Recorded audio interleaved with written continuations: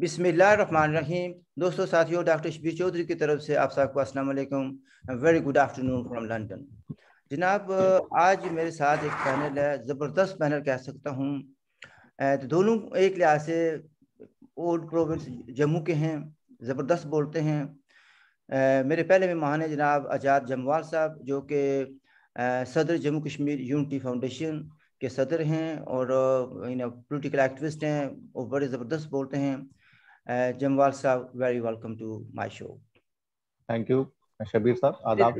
दूसरे thank you very much. दूसरे मेहमान हैं जनाब प्रोफेसर सजाद राजा साहब, कहीं पर तशरीफ ला चुके हैं, किसी तारीफ के मुताज नहीं हैं, नेशनल इक्विटी पार्टी के चेयरमैन हैं।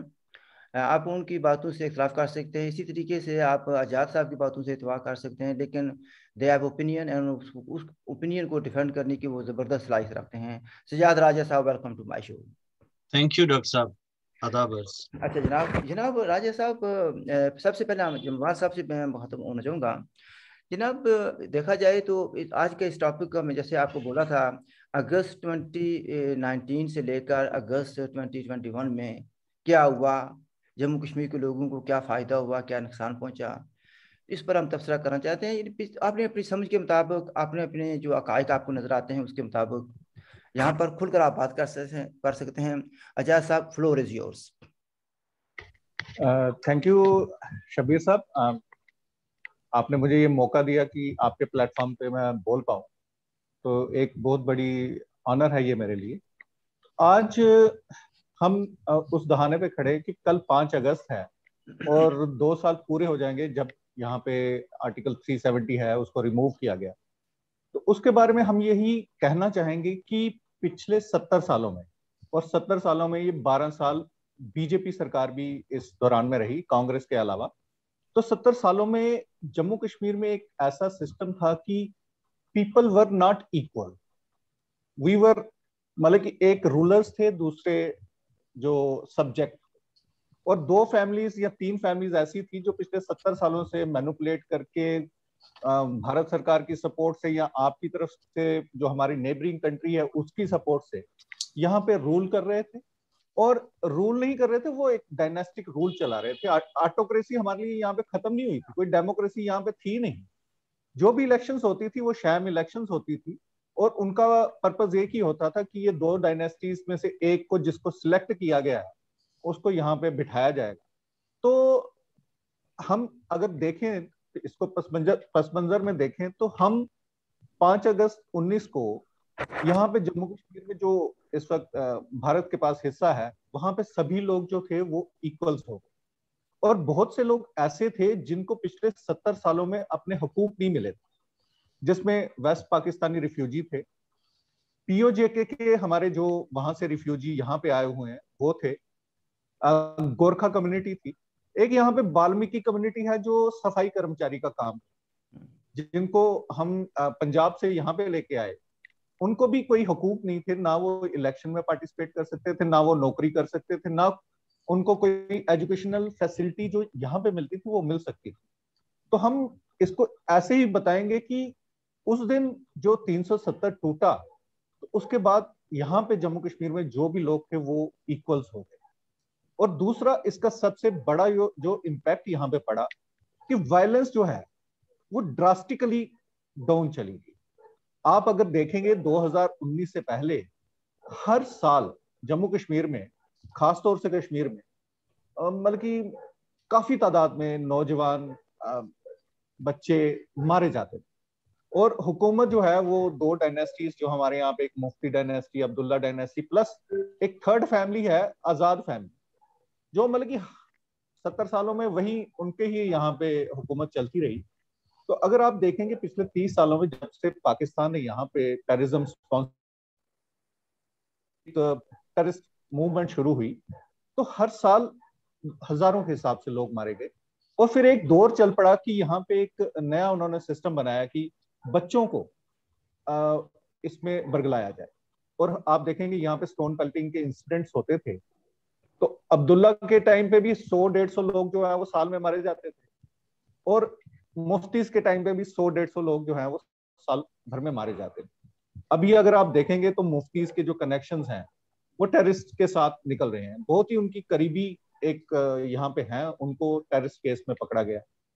खुद उन्होंने, उनकी माँ ने यहाँ पे इतनी बंगलिंग की है, जो मतलब कि गवर्नमेंट फंड्स हैं उनके खिलाफ भी यहाँ पे केसेस चल रहे हैं। तो अगर हम इसको पूरे एक उसमें ढालें तो जो लोग यहाँ पे लूट रहे थे वो इस वक्त उनको अकाउंटेबिलिटी जो है उनकी फिक्स की जा रही है, और जो लोग मतलब कि यहाँ पे पसमानदा थे उनको उनके हुकूक जो है वो मिले। दूसरी बात मैं ये कहना चाहूंगा, आपके नजदीक जो मामलात जो हैं बेहतर हो रहे हैं, इक्वालिटी हो रही है, लोगों को इंसाफ मिल रहा है, आप ये कह रहे हैं? मैंने कहा पहले नाइंसाफी हो रही थी, अब इंसाफ की उम्मीद जगी है, और पिछले 2 सालों में यहाँ पे काफी सारी ऐसे कदम उठाए गए। अराउंड 800 सेंट्रल लॉज जो हैं, जो भारत के लॉज हैं, वो यहाँ पे डायरेक्टली इम्प्लीमेंट हो गए। तो पहले मतलब कि जो लोगों को हकूक नहीं मिल पा रहे थे वो मिल रहे, और दूसरी कोई अकाउंटेबिलिटी नहीं। ये 370 के द्वारा ये जो बनी हुई थी स्टेट, ये एक स्टेट विद इन स्टेट थी। यहाँ पर भारत के कानून नहीं चलते, यहाँ पे हिंदुस्तान के कानून नहीं चलते। अब यहाँ पे जो कानून, देखिए इस वक्त डेवलपिंग नेशंस हैं, जो हकूक हैं, आपके राइट टू लिव है, right to education, right to food जो है, वो एक बेसिक स्ट्रक्चर बनता है आपके किसी भी डेमोक्रेसी का। यहाँ पे ऐसी कोई डेमोक्रेसी थी नहीं। यहाँ पे डायनास्टिक रूल था, मतलब खानदानी राज थे, 2-3 जो खानदान थे वही राज करते थे, और उनके जो आसपास के लोग थे वो सारे के सारे लूट। दूसरा, वायलेंस जो कम हुआ है उससे लोगों को बहुत यहाँ पे एक रिलीफ मिला है।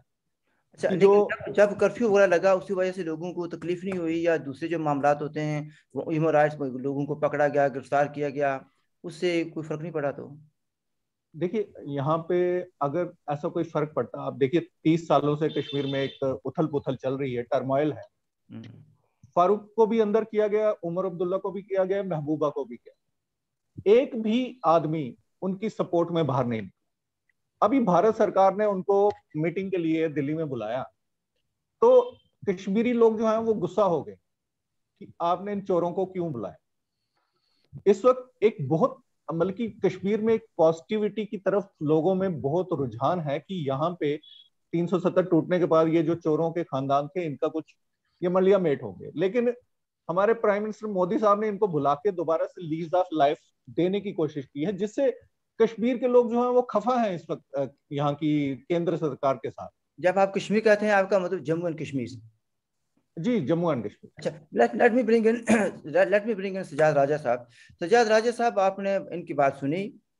मेरे पास भी बहुत से सवाल है, मैंने किए नहीं, एक आध सवाल किया है अभी, तो वो भी सरसरी तौर पर। तो सजाद राजा साहब, आप इन मामलात को कैसे देखते हैं कि जम्मू कश्मीर के लोगों ने क्या खोया क्या पाया? इन्होंने एक एस्पेक्ट अपने अंदाज से बयान किया। जी, थैंक यू डॉक्टर साहब। मैं जो आजाद साहब ने जो बातें की हैं, मैं जनरली उनके साथ इत्फाक करूंगा।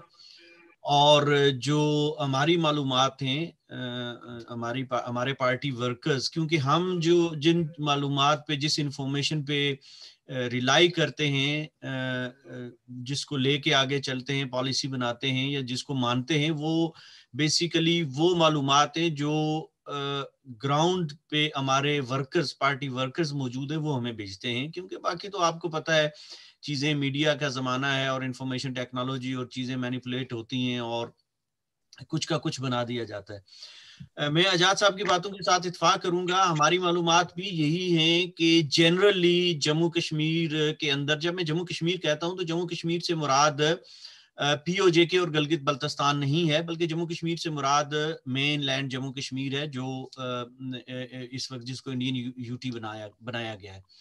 तो जम्मू कश्मीर के अंदर और इवन लद्दाख में लोग ये 370 के हटने से खुश हैं और वो एक रिलीफ फील कर रहे हैं। ये हमारी ऑब्जर्वेशन भी यही है। और इसमें जो बातें, बहुत सी चीजें हैं, बहुत से इश्यूज हैं, जैसे वायलेंस रिड्यूस हुआ है, किलिंग्स कम हुई हैं, और अकाउंटेबिलिटी शुरू हुई है, डेवलपमेंट का अमल शुरू हुआ है जो रुका हुआ था, बहुत सी चीजें हैं। तो यहाँ तक तो बात बिल्कुल दुरुस्त है और मैं इत्फाक करता हूँ। लेकिन डॉक्टर साहब, जो हमारा अलमिया है, क्योंकि we are also citizens of Jammu and Kashmir, people of POJK and Gilgit Baltistan, so called Azad Kashmir जिसको कहते हैं, और गिलगित बल्तिस्तान के जो इलाके हैं पाकिस्तानी मकबूजा, हम भी सर इसी रियासत के शहरी हैं, लेकिन हमें तो भुला दिया गया। हमें तो ये सारे दोस्त, हमारे सियासी दोस्त भी हमें भूल गए। हुकूमतें तो खैर, हुकूमतों के तो अपने मामलात होते हैं, वो तो अपना जुर्लू ठप्पा चलाने के लिए काम करती हैं, लेकिन जम्मू कश्मीर की आवाम और जम्मू कश्मीर के सियासतदान, जम्मू कश्मीर के सियासी रहनुमा, वो भी हमें भूल गए। जिस तरह एक वो कहते हैं ना, जो एक नाजायज औलाद होती है उसको कूड़ादान में या गंदगी के ढेर पे फेंक के तो लोग भाग जाते हैं और भूल जाते हैं, तो हमारे साथ तो ये सलूक किया गया है। अब देखना ये है कि ये जो 370 नाजायज कह रहे हैं कि मतलब नाजायज मैं कह रहा हूँ कि जिस तरह, देखिए ना, मैंने ये बात ये की है कि हमारे साथ जो सलूक किया गया कि जैसे हम नाजायज थे, जैसे हमारा कोई वजूद ही नहीं है। सोतेले जो है, सोतेले तो फिर आजाद साहब, सोतेले के तो फिर भी कोई ना कोई हक होता है या उसकी कोई बात सुनता है कहीं ना कहीं, और सोतेले का कोई ना कोई रिश्तेदार तो होता है। लेकिन जो नाजायज होता है बेचारा, जिसको कूड़ादान में फेंक दिया जाता है, आपने भारतीय फिल्मों में बेशुमार में, हिंदी फिल्मों में देखा होगा और बाकी भी, ये तो हमारे साथ वो सलूक हो रहा है। और देखिए ना, हमारे साथ जो जुल्म होता है उसके लिए कोई आवाज नहीं उठती है। मैं मतलब कश्मीर से कोई आवाज नहीं उठती है, जम्मू से कोई आवाज नहीं उठती है, लद्दाख से कोई आवाज नहीं उठती है।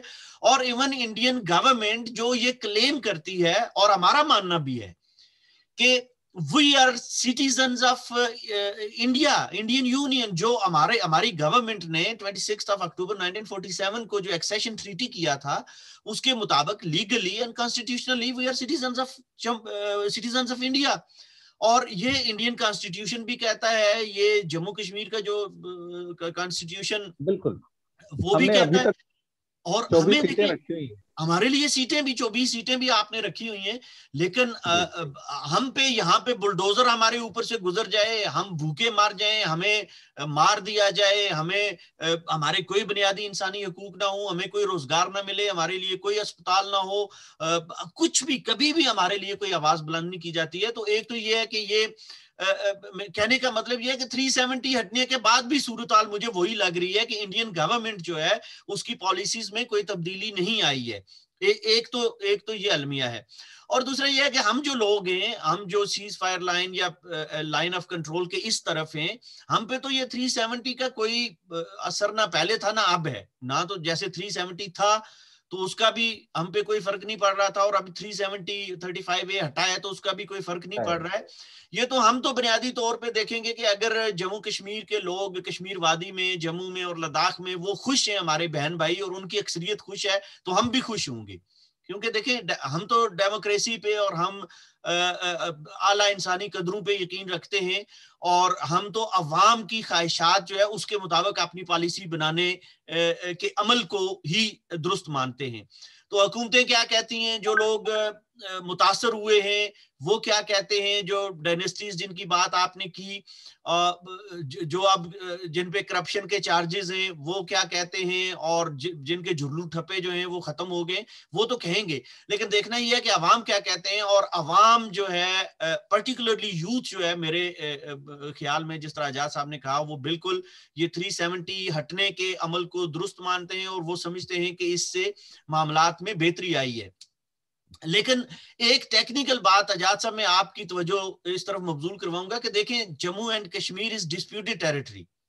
जब मैं डिस्प्यूटेड कहता हूं तो मेरा कहने का मतलब ये नहीं है कि ये पाकिस्तान और इंडिया के दरमियान डिस्प्यूटेड है। हमारा dispute basically people of Jammu and Kashmir और इंडियन गवर्नमेंट का है, जो 1947 में हमारे एक्सेशन ट्रीटी के मुताबिक भी जो एक जिसकी लीगल पोजीशन है। लेकिन इससे हट के भी अगर आप देखें तो दुनिया भी इसको डिस्प्यूटेड मानती है, whether it's between Pakistan and India or whether it's between citizens of Jammu and Kashmir and India। तो ये डिस्प्यूट जो है उस पे इस 370 के हटने से और ये जो कॉन्स्टिट्यूशनल अमेंडमेंट इन्होंने की है या 35A, उसके क्या असरात पड़ेंगे और हमें किस नजर से, क्योंकि हम तो चाहते हैं स्टेट की रीयूनिफिकेशन, सीधी बात है। मेरी पार्टी का ये मानना है कि हम इससे बिल्कुल ला ताल्लुक हैं, और हमें इस वक्त इस स्टेज पे हमें कोई फर्क नहीं पड़ता कि ऊपर दिल्ली बैठा हुआ है या इस्लामाबाद है। हम अपनी रियासत को, अपने वजूद को दोबारा बहाल करना चाहते हैं, अपनी रियासत की दोबारा वादत चाहते हैं। और अब हम वो खानदान, जो बहन भाई हम बिछड़ गए थे 47 में, जो दोस्तियां, जो प्यार, जो मोहब्बतें इन्होंने खत्म करके उनको दुश्मनियों में और उनको नफरत में बदल दिया था, मजहबी तासब पैदा कर दिया था, हम चाहते हैं वो खत्म हो, और उसको खत्म करने के लिए हम स्ट्रगल कर रहे हैं। तो देखना ये है कि ये 370 को जो इन्होंने हटाया है, इसके बाद क्या कोई सूरत हाल बेहतर हुई है? तो वो सूरत हाल बेहतर नहीं हमें नजर आ रही है। मैं आजाद साहब से कहूंगा, सॉरी डॉक्टर साहब, आखिरी बात प्लीज, मैं आजाद साहब से कहूंगा, डॉक्टर साहब आपसे भी कहूंगा कि प्लीज अपने नाजरीन से ये कहिए, और आजाद साहब आप एक बहुत बड़े रहनुमा हैं वहां के, आप प्लीज अपनी कम्युनिटी की तरफ से आवाज उठाइए और हमारे लिए भी प्लीज कुछ सोचिए। बहुत शुक्रिया। अच्छा जनाब, एक बात यह है कि जो आपने, मैंने आपकी बात भी सुनी और आजाद साहब की बात भी सुनी, आपका अपना व्यू है, लेकिन सबसे बड़ा नुकसान जो होता है, एक तो आप ये कह रहे हैं कि ठीक है जी इनइक्वालिटी हुई है, आपने कहा भी, आजाद साहब ने बिल्कुल ठीक फरमाया, लेकिन सबसे बड़ी जो नाइंसाफी मेरे नज़दीक हुई है कि इस एक्ट ऑफ इंडियन गवर्नमेंट जो 5 अगस्त 2019 को हुआ था, उसमें स्टेटहुड को ख़त्म कर दिया गया, हमारी रियासत को तकसीम कर दिया गया, जो यूनियन टेरिटरी बना दिया गया लद्दाख को जम्मू कश्मीर से अलग करके, ये बहुत बड़ा नुकसान है। और उसके अलावा अभी अब ये बातें भी उठ रही हैं कि इनकरेज बाई दैट कुछ लोग कह रहे हैं कि जम्मू को भी अलग कर दिया जाए। तो एक तरफ आप ये कह रहे हैं कि वो भी कहते हैं कि उनकी जमात का नाम यह जम्मू कश्मीर यूनिटी फाउंडेशन, यानी वो भी यूनिटी चाहते हैं। फिर किस तरह की यूनिटी चाहते हैं कि एक तरफ गिलगित बल्तिस्तान को, सॉरी लद्दाख को खत्म कर दिया गया है और हम खुशी का इजहार कर रहे हैं। आप भी कहते हैं कि यूनिटी चाहते हैं, लेकिन उस तरफ ये है कि हम ये नहीं ख्याल कर रहे कि लद्दाख को अलग कर दिया गया हमसे। आप क्या किससे सवाल है आपका? अच्छा जी, सज्जाद साहब से। आजाद साहब आप कर रहे हैं आप। चलो कोई एक तो आदमी जवाब दे देना, कोई बात नहीं है। आजाद साहब प्लीज आप बात कीजिए। देखिए, यहाँ पे जम्मू कश्मीर जो है एक ऐसे एरिया में है जहाँ पे एक तरफ चाइना है, दूसरी तरफ पाकिस्तान। पीओजेके को लेके गवर्नमेंट ऑफ इंडिया का एक बिल्कुल कंसिडर्ड व्यू है जो 1994 में उन्होंने पार्लियामेंट में पास किया था कि ये हमारा अटूट अंग, जहाँ यहाँ पे उसको कहा जाता है कि पीओजेके जो है वो गिलगित बाल्टिस्तान हमारा अटूट अंग है। और पिछले 70 सालों में तो इसके ऊपर कोई की नहीं गई। कारगिल का जब वार हुआ तो एक हमारे पास अपॉर्चुनिटी थी कि हम पीओजेके को उस वक्त वापस ले लेते, लेकिन वो लक्ष्मण रेखा क्रॉस नहीं करेंगे, ये करेंगे वो करेंगे, वो एक बीच में जुमलाबाजी आ गई। उसकी वजह से वो अपॉर्चुनिटी गवर्नमेंट ऑफ इंडिया ने लूज की जब वो पीओजेके को वापस ले सकते। लेकिन जब से हुकूमत 2014 में बदली है तो गवर्नमेंट ऑफ इंडिया का रवैया भी कुछ चेंज हुआ है। पहले इनमें एग्रेशन नहीं था, अब ये एग्रेसिवली, बल्कि जो पाकिस्तान की तरफ से शरारतें यहाँ पे होती हैं उनका जवाब जो है वो एग्रेसिवली दे रहे हैं। पहले तो इन्होंने एलओसी क्रॉस की, और दूसरी बार बालाकोट में जाके जो मतलब कि इन्होंने रिटेलिएट किया। अब जो हुकूमत 2014 से 19 तक रही तो उन्होंने एक बेसिक ग्राउंड वर्क किया, जिसका 19 के बाद जो दोबारा एनडीए 3 हम जिसको कहते हैं, मोदी जी यहाँ पे दोबारा आए तो उन्होंने पहले जम्मू कश्मीर को सिक्योर करने की कोशिश की है, क्योंकि हमारे साथ चाइना जो है वो एक एक्सपेंशनिस्ट डिजाइन में लगा हुआ है। जो हुकूमत यहाँ पे थी उनके बारे में हमारे यहाँ पे दो एनएसएस ने लिखा कि इसके टेररिस्ट कनेक्शंस हैं महबूबा मुफ्ती के, लेकिन उसके बावजूद वो यहाँ पे चीफ मिनिस्टर बन गई। हमारे यहाँ पे ही हो सकता है हिंदुस्तान में ही कि एक जिसके टेररिस्ट कनेक्शंस हैं वो चीफ मिनिस्टर भी बन जाती। तो जब गवर्नमेंट ऑफ इंडिया को पहले अपने का ये एरिया को सिक्योर करने के लिए उनको ये बाइफर्केशन करनी पड़ी। जेकेयूटी अगर नहीं बनती और लद्दाख को अगर अलग नहीं किया जाता तो वो लद्दाख में directly law and order situation जो है वो उसको कंट्रोल नहीं कर सकती। तो हमें लगता है कि ये जो यूटी उन्होंने बनाई है वो उनकी एक मजबूरी थी कि जब तक यहाँ पे वो अपना जो भी उनका एक प्लान ऑफ एक्शन है उसको कंप्लीट नहीं करते तब तक इसको यूटी रखेंगे। और पार्लियामेंट में हमारे होम मिनिस्टर साहब ने कहा है कि जब भी हालात यहाँ पे सुधरेंगे तो हम इसको दोबारा से स्टेट बना देंगे। उसके अलावा अब सज्जाद साहब का इसमें आता है कि हमें आपने बुला दिया। ऐसी बात नहीं है कि पीओजेके को किसी ने बुलाया है। पीओजेके गिलगित बाल्टिस्तान जो है वो हमारी स्टेट का हिस्सा है, यूनाइटेड जम्मू कश्मीर का, उसको हमें वापस लेना ही है। लेकिन अभी 2 साल एक बहुत कम अरसा है जिसमें जम्मू कश्मीर के अंदर के हालात जो है, आपको पता है कि टेररिज्म कहीं पे घुस जाता है, उसको निकालने में भी 5-10 साल तो मामूली बात है कि लग ही जाते हैं। और यहाँ पे इस वक्त गवर्नमेंट ऑफ इंडिया जो है वो एक प्लान ऑफ एक्शन लेके चल रही है। अगर आप देखें तो लद्दाख में भी बहुत डेवलपमेंट हो रही है, वहां पे सेंट्रल यूनिवर्सिटी बन गई, मेडिकल कॉलेज बन गया, जो मतलब कि 2 लाख की आबादी है। इसके लिए भी गवर्नमेंट ऑफ इंडिया जो है वो बहुत कुछ करने की कोशिश कर रही है। हमारे जम्मू कश्मीर के अंदर भी डेवलपमेंट तो देखिए एक रेगुलर प्रोसेस है, लेकिन हमारे लिए सबसे ज्यादा जो है वो यहाँ पे जो सिक्योरिटी का एनवायरनमेंट है उसको ठीक करना है। तो गवर्नमेंट ऑफ इंडिया जो है वो दोनों तरफ से काम कर रही है। एक तरफ से डेवलपमेंट और सिक्योरिटी जो है वो साथ साथ उनको इम्प्रूव करने की कोशिश कर रही है। पीओजेके पे अभी आपने पिछले दिनों देखा होगा कि गवर्नमेंट ऑफ इंडिया ने अपना एहतजाज जताया, जो 5th प्रोविंस की बात चल रही है पाकिस्तान में। पाकिस्तान इस वक्त बहुत वीक फुटिंग पे है, हालात उनके ठीक नहीं है। दूसरी तरफ से तालिबान, अगर आप देखें तो तालिबान की जो अफगानिस्तान से फोर्सेस चली गई, तो जम्मू कश्मीर एक रियासत, ऐसी रियासत है जिसके साथ कितने देशों की सरहदें मिलती हैं और यहाँ पे चैलेंजेस बहुत। पीओजेके जो है वो ऑन प्रायोरिटी है हमारे भारत सरकार की, और वो कमिटेड है कि ये जम्मू कश्मीर का हिस्सा है और इसको हमें वापस लेना है। अब कब लेते हैं, 2 साल लगते हैं, 5 साल लगते हैं, वो तो थोड़ा सा आपको मतलब कि वेट इसके ऊपर करना ही पड़ेगा। तो ये लेट मी ब्रिंग आजाद साहब, लेट मी ब्रिंग इन, क्योंकि टाइम थोड़ा रह रहा, तो सजाद राजा साहब से, सजाद राजा साहब आपने इनकी बातें सुनी, ठीक है जी। जो गिला आपको है वो बहुत से जम्मू कश्मीर के लोगों को है कि एक तरफ तो ये कहा जाता है कि सारे का सारा जम्मू कश्मीर जो है ना हमारा अटूट अंग है, ठीक है। और आपने ठीक कहा कि बुलडोजर भी चल जाए तो किसी को खबर नहीं होती, ना कोई बोलता है। अच्छा, एक तो ये बात आपकी आ गई, लेकिन दूसरी तरफ ये जैसे मैंने पहले कहा कि लद्दाख को अलग करके उन्होंने यूनियन टेरिटरी बना दिया, तो ये मेरे नज़दीक बहुत बड़ा नुकसान है। आप इस पर, या जो कुछ आजाद साहब ने कहा, इस पर कुछ फरमाना चाहेंगे? जी, ये डॉक्टर साहब, मैं आपके साथ एग्री करता हूं। देखें, मेरे हिसाब से ठीक है, नेशनल सिक्योरिटी इश्यूज जो आजाद साहब ने जिनकी तरफ निशानदेही की है, जिनकी निशानदेही की है और इशारा किया है, वो अपनी जगह पे हैं। लेकिन देखें, जिस तरह हमारा जो इशू है ना, हमारी एक इस इशू को भी देखना चाहिए। हमारा इशू ये है कि 1947 की जो इंडियन पार्टीशन हुई, उसके मुताबिक कुछ लोग ये कहते हैं कि भी state of Jammu and Kashmir को भी डिवाइड कर देना चाहिए और ये आधी पाकिस्तान के पास साथ चली जाए और आधी इंडिया के साथ चली जाए। जबकि जिस तरह आजाद साहब ने कहा और इंडियन गवर्नमेंट का भी ये स्टांस है, और हम भी ये कहते हैं, और रियासत जम्मू कश्मीर के लोगों की अक्सरियत ये कहती है जी कि रियासत को तकसीम नहीं होना चाहिए और नहीं होने देंगे हम।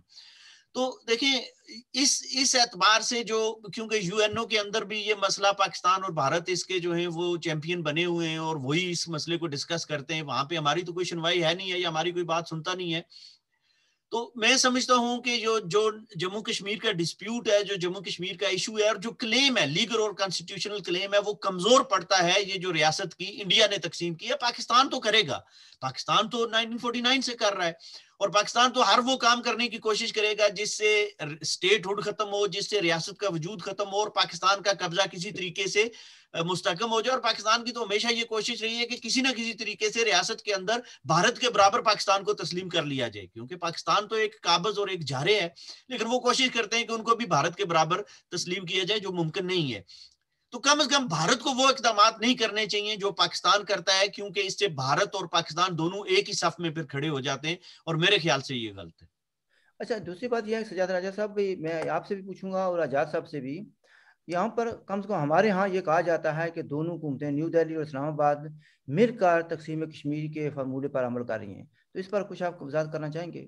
जी, इसमें डॉक्टर साहब मैं ये अर्ज करूंगा कि देखिए, बज़ाहिर तो ऐसा लगता है जिस तरह आजाद साहब ने 1999 की कारगिल वार की बात की, लेकिन उससे भी बड़ी मिसाल मैं आपको देता हूं 72 का शिमला एग्रीमेंट। देखिए, 72 में 92-93,000 आपके पाकिस्तानी बूटों वाले, वर्दी वाले आपके पास थे, और आप वहां पे, इंडिया ये कह सकता था कि जी आप निकालो अपनी टीन फुड़ी उठाओ और यहाँ से रियासत जम्मू कश्मीर से बाहर निकलो और हम तब इनको छोड़ेंगे, कोई इशू नहीं था। लेकिन उस वक्त आप देखें कि जो कांग्रेस गवर्नमेंट ने जो एग्रीमेंट किया, वो मैं समझता हूं कि वो हमारे दिलो दिमाग पे बहुत बड़ा जो है वो उस शाख से आज तक हम बाहर नहीं निकल सके। तो इंडियन गवर्नमेंट आज तक तो संजीदा हमें नजर नहीं आई है। ठीक है, ये जो अभी प्रेजेंट गवर्नमेंट है बीजेपी की, इसकी पॉलिसीज में कुछ थोड़ा बहुत बदलाव हमें नजर आया है, लेकिन कोई वो संजीदगी अभी तक हमें नजर नहीं आई है। और ये जो दावा किया जाता है, देखिए ना, एक्शन कहा जाता है डॉक्टर साहब के action speak louder than words. अब देखना यह है कि अमल में, कहने में तो यह है जी हम इनका अटूट अंग भी हैं, हम इनका हिस्सा भी हैं, रियासत बहाल भी होनी चाहिए, रियासत इकट्ठी भी होनी चाहिए, सारा कुछ होना चाहिए, लेकिन ये कहने की बातें हैं ना, अमल में क्या हमारे लिए कोई दर्द दिल रखता है, हमारी कोई आवाज बनता है, हमारे लिए कभी किसी के दिल में प्यार जागा है या हमें क्लेम करने की कोशिश की गई है, तो वो हमें अमल में नजर नहीं आती है। हाँ, आइंदा शायद अब चूंकि इंटरेक्शन हमारा ज्यादा है और हम इस पे एहतजाज भी करते हैं, और तो आइंदा शायद सूरत हाल तब्दील होगी, लेकिन अभी तक हमें कोई ऐसी चीज नजर नहीं आई है। अच्छा देखें, जो अभी आपने कहा कि उस वक्त इतने हजार पाकिस्तानी फौजी जो है हिंदुस्तान की कैद में थे, वो एक तल्ख हकीकत है। इसके साथ ये भी है, मैं ऐड करना चाहूँगा कि 5000 मरबा मील जो है पाकिस्तान, जो उसको वेस्ट पाकिस्तान कहते थे अपने आप को, पाकिस्तान का जो हिस्सा है वो हिंदुस्तान ने कब्जे में ले लिया था इन 1971 की वॉर में, वो भी हिंदुस्तान के पास था। तो ये कह सकते थे जी ये इन इलाकों को छोड़ो, तो हम आपकी फौजी भी छोड़ देंगे, तो इस इलाकों को भी छोड़ देंगे। तो नजर ये आता है ना कि इन्हें कहने की आता कि ये है कि आप इन्हें हमारा इन हिस्सा हैं या टूटा हैं, लेकिन प्रैक्टिकली कुछ नहीं हो रहा। अजाज साहब, आप कुछ कहना चाहेंगे? हाँ, इस पे शब्बीर साहब मैं एक बात कहना चाहूंगा कि हिंदुस्तान में हम ये बिल्कुल मानते हैं कि India always one in the war but it lost on the table. चाहे वो 71 की बात हो, चाहे 65 की हो या 99 की हो। जब भी यहाँ से आप देखिए, हाजी पीर जो है वो, उसको हम बहुत उसके बारे में सोचते हैं कि ये 2 बार हमने लिया, 2 बार पाकिस्तान को वापस कर दिया। 65 की वार में हमारा अखनूर का एरिया पाकिस्तान के कब्जे में चला गया, उनका हमने वापस दे दिया, अपना वापस नहीं छुड़वाया। तो कांग्रेस की सरकार जो थी, उनका एक बल्कि आप कहेंगे डिप्लोमेटिक फेलियर था कि जितनी बार भी उन्होंने वार की तो वो टेबल पे हार गए। भुट्टो साहब अपने बंदे भी वापस ले गए और कश्मीर का भी उन्होंने, हमारा जम्मू कश्मीर का हिस्सा भी वापस नहीं किया। ऐसे ही मतलब कि आप देखेंगे 99 में भी हमने ही यहाँ पे अपना हिस्सा दोबारा से क्लेम किया और अपने लोग भी खोए। तो लेकिन एक उम्मीद की किरण दिखी है 14 के बाद, 2014 के बाद जो भी यहाँ पे सरकार बनी है, भारत सरकार जो है, वो इस वक्त एक, मैंने कहा कि अग्रेसिव रोल लेके चल रही है। आप देखिए, एलओसी क्रॉस करना जो था वो एक वो बन गया हुआ था कि हम जी एलओसी लक्ष्मण रेखा क्रॉस नहीं करें, तो लेकिन लक्ष्मण रेखा भी क्रॉस हो। जो पुलवामा में हुआ उसका जवाब बालाकोट में दिया गया। तो हम तो उम्मीद करते हैं कि अगले 4-5 सालों में जो पीओजे के गिलगित बाल्टिस्तान है वो एक जम्मू कश्मीर की, यूनाइटेड जम्मू कश्मीर का एक हिस्सा बनेगा। और इंशाअल्लाह मतलब कि उम्मीद पूरी है कि यही सरकार जो है वो पीओजे के और गिलगित बाल्टिस्तान का हमारा हिस्सा जो है वो इस जम्मू कश्मीर के साथ उसको मिलाएगी, और हम लोग जो हैं वो आमने सामने बैठ के बातें करेंगे। आपके पास भी कभी अच्छा, इंशाल्लाह आएंगे आजाद साहब, लगाने के लिए। आजाद साहब, मुझे ये नजर आ रहा है कि जी अभी नजर आता है कि पाकिस्तान वाले ये गिलगित बल्तिस्तान को भी, और हो सकता है सो कॉल्ड आजाद कश्मीर को भी, अपना जिसको कहते हैं अबूरी सूबा, प्रोविंशियल प्रोविंशियल, प्रोविजनल प्रोविंस बना देंगे। ठीक है जी। और जी। हिंदुस्तान की पॉलिसी ये है कि अब के मारते फिर देख, ठीक है जी। और फिर थप्पड़ पड़ता है, फिर कहते हैं जी अब के मारते फिर देख। तो ये हमने वो अभी पॉलिसी चेंज है। ये अब के मार फिर देख नहीं है, अब के मार तो फिर खा ले। अच्छा, देखिए अच्छा, मैं दूसरी बात मैं ये कहना चाहता हूँ कि देखिए, अब ह्यूमन राइट्स वायलेशन बहुत हुई हैं, ठीक है, इस बार भी हुई हैं। जो अभी जब कर्फ्यू लगा, ये बताएं कि कितना अरसा कर्फ्यू रहा। क्योंकि हमारे यहाँ तो प्रोपेगेंडा ये किया जा रहा है, और कुछ जम्मू कश्मीर लिबरेशन फ्रंट के जो लोग हैं वो मुजाहरा कर रहे हैं 5 को, और वो यानी और भी कुछ कर रहे हैं लोग। वो कहते हैं प्रोपेगेंडा ये है कि अभी तक कर्फ्यू जारी है।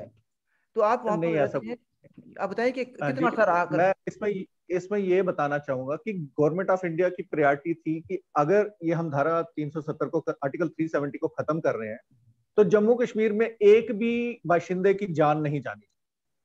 और इसलिए कर्फ्यू जो है वो 15-20 दिन के लिए यहाँ पे लगाया गया, जिसमें किसी की भी, मतलब कि अगर 2 साल में आप देखें तो आर्टिकल 370 के खिलाफ प्रोटेस्ट में किसी को कोई मतलब कि पिटाई नहीं हुई है, किसी को कोई डंडा नहीं लगा, किसी को कुछ नहीं लगा। जो चोर थे वो सारे अंदर डाल दिए गए।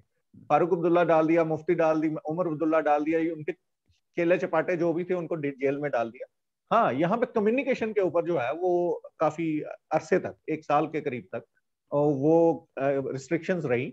कर्फ्यू जो है वो नाफिज किया गया कुछ दिनों के लिए, और वो भी इसलिए कि कश्मीर में कोई वो वायलेंस जो है वो एहतजाज जो है मतलब या लोगों को भड़का के कोई, क्योंकि वहां पे एक धंधा चलता है कि बच्चों को मरवाएंगे, ठीक है, अपनी जब हुकूमत आएगी फिर लोगों को पूछेंगे अब वो टॉफी लेने गया था कैंप के पास, और जब दूसरे की हुकूमत आएगी तो वो बोलेंगे मार दिया मार दिया। तो गवर्नमेंट ऑफ इंडिया ने एक चीज इंश्योर की कि इस ट्रांजिशन स्टेज में एक भी जान जो है वो जम्मू कश्मीर के किसी भी बाशिंदे की ना जाए, और उसमें वो सक्सेसफुल रहे। कम्युनिकेशन 1 साल के लिए बंद रहा, इसको आप इंटरनेट कह सकते हैं या ये फेसबुक, व्हाट्सएप या ट्विटर, लेकिन उसमें भी आपका जो ये था वाईफाई वो चलता था, सिर्फ मोबाइल जो सेलुलर था, क्योंकि आपको पता है कि इस वक्त साइबर वार बहुत चलती है, तो लोगों को इंस्टिगेट जो है वो मोबाइल के उसके मार्फत ही किया जाता है। तो उसमें आज की डेट में कोई कर्फ्यू नहीं है, टूरिस्ट जा रहे हैं, अभी ये कोरोना की वजह से थोड़ी सी प्रॉब्लम है, अदरवाइज टूरिस्ट जा रहा है, मतलब की यात्रा वगैरह ये कोविड की वजह से यहाँ पे कैंसिल हो गई है, अदरवाइज टोटली नॉर्मल लाइफ है, कोई किसी के ऊपर कोई रिस्ट्रिक्शन नहीं है, कोई किसी के ऊपर कोई जबरदस्ती नहीं। सजाद राजा साहब, सजाद राजा साहब, आपने इनकी बात भी सुनी, आपके अपने भी कॉन्टैक्ट्स हैं, और मैंने भी देखिए जी, मैंने एक वादी कश्मीर से एक आदमी से बात की, बहुत पहले की बात है, मैंने उनको कहा है कि वहां पर सुना है कि कर्फ्यू लगा हुआ है, तो मुझे उसने कहा डॉक्टर साहब आप भी इस प्रोपेगेंडे में आ गए। मैंने कहा यार मैंने तो सवाल किया। वो कहने लगा जी भाई पिछले हफ्ते मेरे एक भांजे और एक भतीजे की शादी हुई है, बारात आई है, अगर कर्फ्यू लगा हो तो बारात कैसे आती है? लेकिन यहाँ प्रोपेगेंडा बाज जो है सजाद राजा साहब, वो अभी भी यही कह रहे हैं, तो आप इस पर क्या कहते हैं? ये तो सर पाकिस्तानी प्रोपेगेंडा है बेसिकली, और पाकिस्तान के जो फैसिलिटेटर्स हैं यहाँ पे वो ये प्रोपेगेंडा करते हैं। कर्फ्यू जिस तरह आजाद साहब ने कहा वो 3 हफ्ते के लिए, 2.5-3 हफ्ते के लिए लगा था, और वो तो ज़ाहिर है इन हालात में लगना भी चाहिए था, क्योंकि ये लोग क्या करते हैं कि ये लोगों को, बच्चों को मरवाते हैं और उसके बाद उन लाशों पे ये सियासत करते हैं, वो फोटो लेके ये आलमी दुनिया में जाके वावेला करते हैं। अब पाकिस्तान की हालत ये है कि डॉक्टर साहब, मुझे नीलम के, हमारे जो पार्टी के वर्कर्स हैं, उन्होंने बताया है कि ये नीलम में जब बंदों को पार भेजने की कोशिश करते हैं एलओसी की दूसरी तरफ, तो ये खुद बंदों को मारते हैं, पाकिस्तानी फौज खुद, और एनी शाहिदीन है सर हमारे कारकुन के, पाकिस्तानी फौज खुद बंदों को मारती है और फिर प्रोपेगेंडा करती है जी देखें ये भारत ने बंदे मार दिए। तो ये इस तरह, जब इंडिया बंदों को नहीं मारता है तो ये खुद बंदों को मार के, हमारे रियासती शहरियों को मार के, तो ये इस किस्म का प्रोपेगेंडा करते हैं। तो ये सूरत हाल है, कोई कर्फ्यू नहीं है वहां पे डेवलपमेंट हो रही है, वहां पे अमन व अमान है, और हमारी निस्बत बहुत बेहतर। अभी जो मैं एक मिसाल आपको देता हूँ, अभी जो आजाद साहब ने कम्युनिकेशन की बात की कि 1 साल कम्युनिकेशन जो है उस पर रेस्ट्रिक्शंस थी, तो हम पे तो हमेशा से कम्युनिकेशन पे रिस्ट्रिक्शंस है। मैं अभी 26 जुलाई को जो नीलम में, शारदा में इन्होंने हमारे नौजवानों को मारा, कत्ल किया एफसी के लोगों ने, तो हमारा मुजफ्फराबाद में मुजाहिरा था, वहां पे हमारे दोस्त के, और वहां पे इंटरनेट मौजूद नहीं था। मुजफ्फराबाद जो कैपिटल सो कॉल्ड उसका है, वहां पे इंटरनेट नहीं था। राजा साहब एफसी का जिन्हें देखिए ना, आपका मतलब फ्रंटियर कंस्टेबलरी है ना? फ्रंटियर कंस्टेबलरी जो पाकिस्तान से आई थी, एफसी के पास का लोग भी बुलाया गया, एफसी को बस का लोग नहीं समझते, जरा वजात हो जाए ना लोगों की। ठीक, फ्रंटियर कंस्टेबलरी सर इनकी पैरामिलिट्री फोर्स है जिसको पाकिस्तान से भेजा गया था इलेक्शंस रिगिंग को मॉनिटर करने के लिए और फैसिलिटेट करने के लिए कि यहाँ पे रिगिंग हो। ये फिक्स्ड इलेक्शन था, इंजीनियर्ड इलेक्शन था, यहाँ पे वो धांधली हुई है जिसकी तारीख में कोई मिसाल नहीं मिलती है। और देखें, मैं अपनी बात नहीं करता, हमें तो कहते हैं जी कि ये ऐसे ही मारते रहते हैं। नबील गबोल जो पीपल्स पार्टी के एमएनए, 15 साल तक पीपल्स पार्टी के एमएनए रहे हैं, उन्होंने लाइव पाकिस्तान के नेशनल टीवी पे लाइव डिबेट में ये कहा है कि हमसे ये कहा गया था, यानी पीपल्स पार्टी से ये कहा गया था कि आपको कश्मीर में, जम्मू कश्मीर, उन्होंने कश्मीर लफ्ज इस्तेमाल किया कि आपको जम्मू कश्मीर में हम 16 सीटें देंगे, लेकिन हमें 11 सीटें दी गई हैं। और वसीम बादामी एंकर थे, उन्होंने पूछा जी किसने आपसे कहा था, तो वो उन्होंने कहा फिर आपको मैं क्या बताऊं किसके नाम लूं, किसने कहा था? महकमा ज़राअत ने। महकमा ज़राअत, मतलब आप देखें ना, ये तो हर बंदा समझता है ना। और डॉक्टर साहब आप भी, आपका तल्लुक भी पीओजेके से है, मेरा भी है, हमें ग्राउंड पे हमारे रास्ते, हमें तो पता है क्या हो रहा है। तो देखिए ये जुल्म की इंतहा, लेकिन हम पाकिस्तानी पॉलिटिशियंस को कोट कर रहे हैं यहाँ पे कि वो खुद कह रहे हैं, फारूक हैदर साहब कह रहे हैं कि देखें यहाँ पे धांधली हुई है और ये फिक्स्ड इलेक्शन था। तो इससे ज्यादा मतलब अभी ये देखिए 25 जुलाई के बाद, इलेक्शन के बाद आज तक ये प्राइम मिनिस्टर बना है, तो इन्होंने क्या किया, मतलब बदतरीन किस्म की, इससे बड़ी धांधली क्या हो सकती है कि इमरान खान साहब जो पाकिस्तान के प्राइम मिनिस्टर हैं, वो इंटरव्यूज कर रहे हैं जैसे खाली असामियों के लिए, जैसे एक जॉब के लिए नहीं लोगों को इंटरव्यू किया जाता, और वो, और उसके बाद उन्होंने फैसला किया है। और जो जो जो इनकी अपनी पार्टी के प्रेसिडेंट थे बैरिस्टर सुल्तान साहब, उनको इन्होंने लिफ्ट नहीं करवाई, और एक गैर मारूफ आदमी को उठा के, जो इनके जुल्फी बुखारी साहब का, उनका बेटा जो, जिसको अभी प्राइम मिनिस्टर बनाया गया है पीओजेके का, जुल्फी बुखारी, उनका बेटा क्यूम नियाजी साहब का बेटा जुल्फी बुखारी का बिजनेस पार्टनर है लंदन में। डॉक्टर साहब आप खुद इस पे तहकीक कर सकते हैं। तो ये सारे बिजनेस इंटरेस्ट हैं इन लोगों के, सारे ये ड्रामा बाजियां हैं, और आवाम को इन्होंने बेवकूफ बना रखा है। हमारे बच्चों को, हमारे नौजवानों को ये मार रहे हैं और कोई पुरसान हाल नहीं है। हम जम्मू कश्मीर के शहरियों से, आजाद साहब के तवसत से ये गुजारिश करते हैं, हम हाथ बांध के अर्ज करते हैं कि प्लीज हमें रेस्क्यू कीजिए। अच्छा आजाद साहब, आप इस पर कुछ कहना चाहेंगे? इन्होंने बड़ी तफसील से बताया कि आप वहाँ पर तो इसलिए कुछ अर्सा नेट का मसला रहा, यहाँ पर तो जब भी उनकी मर्जी होती है ख़त्म कर देते हैं, और वैसे भी नेट इतना है कि घंटों के लग जाते हैं, सही तरीके से बात भी नहीं हो सकती, ना ही वो काम किया जा सकता है। देखिए जी, मसाइल जो है ना दोनों तरफ हैं। आप यूनाइटेड जम्मू और कश्मीर की बात करते हैं, लेकिन उसको यूनाइट क्या कौन करेगा जब ये हालत होती है कि पाकिस्तान इन नेबरिंग कंट्री, पड़ोसी मुल्क का वजीर आजम ये डिसाइड करेगा इंटरव्यू करने के बाद, जैसे कि जवाब दी जा रही है कि आजाद, जिसको आजाद कहते हैं और हम कहते हैं ये हम आजाद हैं, वहां का वजीर आजम कौन होगा? ये इससे बड़ी लानत क्या हो सकती है? गुलामी, इससे बढ़कर गुलामी क्या हो सकती है? मैं परसों तबीर शादी में गया हुआ था, हमारे रिश्तेदार को मिले, वो बड़े फख्र से बातें कर रहे थे। गुलामी जो है ना इस हद तक बढ़ चुकी है कि मैं क्या बताऊं आपको। तो जनाब फिर बात यही आती है कि यूनिटी कैसे होगी? आपका यानी हिंदुस्तान कहता है कि जम्मू कश्मीर में मारा है, लेकिन जब थप्पड़ हमें पड़ता है या बुलडोजर चलता है, राजा साहब का लफ्ज यूज करूं, तो आपका मुंह दूसरी तरफ हो जाता है। तो किस हमें, यानी हम चाइना से हेल्प मांगे, अमेरिका से मांगे, किस आप हेल्प मांगे? देखिए मैंने कहा है कि अभी हालात जो है वो बदल रहे हैं। अभी 70 साल की जो तवील एक अरसा रहा कांग्रेस की सरकार रही, और एक पॉलिसी फ्रेमवर्क रहा कांग्रेस का कि हम पीओजेके के ऊपर बात भी नहीं करेंगे, हम एलओसी क्रॉस नहीं करेंगे। तो अगर देखा जाए तो वाजपेयी इरा तक भी यही था कि हम एलओसी क्रॉस नहीं करेंगे। अब 14 से लेके कुछ बदलाव जो, क्विकली इसको कंबाइंड अप करें, टाइम खत्म हो गया। ठीक है, मैंने कहा कि हम उम्मीद करते हैं कि अगले 24 तक या 24 के फौरन बाद पीओजेके जो होगा और गिलगित बाल्टिस्तान होगा, और ये वाला जम्मू कश्मीर एक यूनाइटेड स्टेट बनेगी, और हमारे प्राइम मिनिस्टर जो हैं वो कैपेबल हैं बोल्ड डिसीजन लेने के। आप कह रहे हैं 2024 के बाद? मैंने कहा 24 तक। तो अल्लाह आपकी जुबान मुबारक करे। अच्छा चलें ठीक है। अभी नाजरीन आपने डिबेट सुनी और बहुत से कंट्रोवर्शियल पहलू भी आए, दोनों ने बड़े अच्छे तरीके से वजाहत की है। I leave it at that. और वो ये कह रहे हैं कि हो सकता है कि 2024 से पहले जो है कि यूनाइटेड जम्मू कश्मीर का इमर्ज हो जाए। We leave it at that. अगर आपके पास कोई सवाल है please do ask, and if you like the channel please do subscribe it. हमारी तरफ से खुदा हाफिज। थैंक यू डॉक्टर साहब। थैंक यू डॉक्टर साहब।